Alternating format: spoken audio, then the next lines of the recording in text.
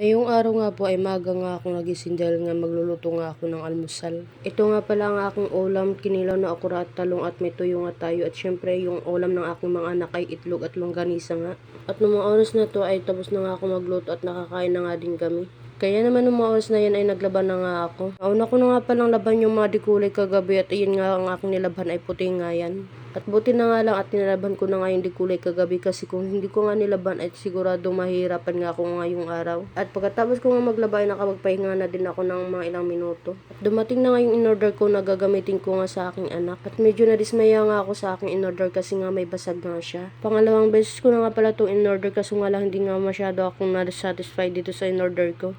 Dahil makikita nyo naman may mga powder nga dyan sa labas at ito nga din yung isang lipstick. Medyo may damage nga din. Pero okay na din to kasi magagamit din naman natin to. Kaso nga lang dun nga ako nang lumos sa in-order ko nga face powder. Baka isang hulog lang yun ay talagang mawawasak na nga yun. Kaya naman sinubukan ko na kaagad sa aking anak.